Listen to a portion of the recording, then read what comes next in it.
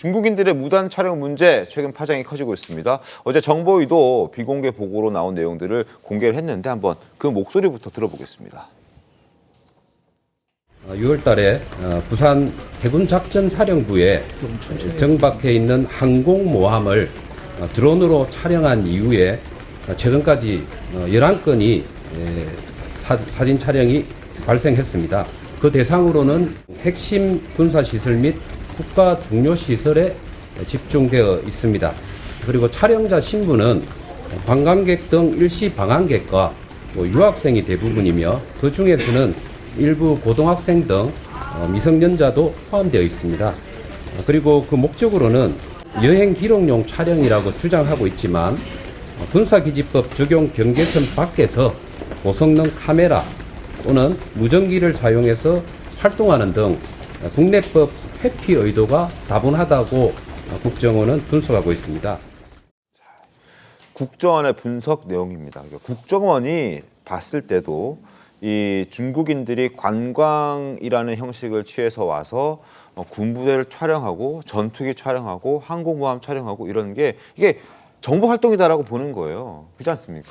그렇습니다. 이걸 단순히 관광을 와서 내가 항공기 촬영하는 것이 뭐 취미가 있다라고 해서 촬영하는 것으로 넘기기에는 이 건수도 11건이나 되고요. 네. 그리고 심지어 이 지금 발각된 사례에 따르면 이 아들과 아빠가 각각 입국을 해서 촬영한 사례도 있습니다. 이걸 보자라고 한다면 단순히 취미 활동으로 보고 우리 경찰에서 8시간 만에 풀어줄 것이 아니라 조금 더 면밀한 수사를 통해서 혐의점을 파악해야 될 필요성이 있었다라는 좀 아쉬운 생각이 드는 게 사실입니다. 그렇습니다. 뭐 여러 가지 케이스들이 있지만 최근에 알려진 것만 해도 굉장히 황당합니다. 중국인 2명이 들어와서 평택 오산 공군기지 무단 촬영했다 걸렸는데 경찰한테 잡혀갔다가 풀려난 뒤에 이게 풀려나면 그냥 안 해야 되잖아요. 근데 또 하러 간 거예요. 참 이해가 안 되죠.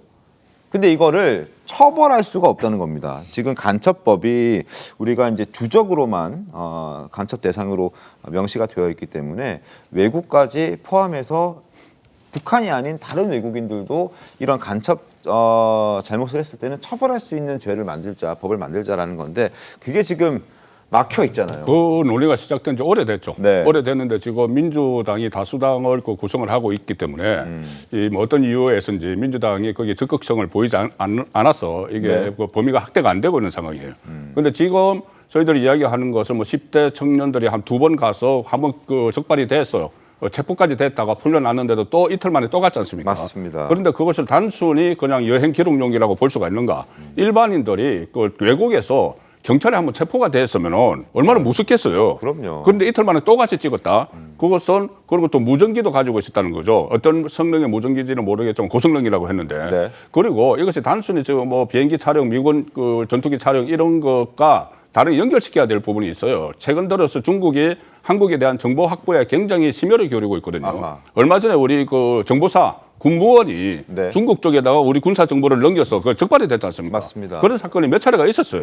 그러면 중국이 전반적으로 우리나라의 군사 시설에 대해서 다 탐지를 하고 있고 특히 그게 중국이 자기들만이 사용하는 것이 아니라 북한으로 넘겨질 가능성이 상당히 많거든요. 네네. 그렇다면은 저것도 그냥 대국 용의점이 없다 이렇게 그걸 마무리할 것이 아니고 지금 그 국정원에서도 보고를 했다시피 좀 더 자세한 그 진상 파악을 해야 될 걸로 봅니다. 그러니까 김상희 평론가님 네. 이게 민주당에서도 사실 네. 국회에서 여야가 그러니까 지금은 여야가 없어졌죠. 네. 국민의힘 의원들과 더불어민주당 의원들이 이게 합의를 했는데 갑자기 더불어민주당 지도부가 네. 반대했다. 네. 그래서 지금 막혀 있다. 네. 이런 상황입니다. 왜 반대하는 겁니까? 뭐 그 이유까지는 제가 취재가 안 돼 있지만 네. 사실은 해외 국민을 대상으로 하는 입법은 굉장히 기술적이고 정교할 필요가 있습니다. 그래서 기본적으로 군사기지 관련 법 또 개정을 해야 될 것이고 네.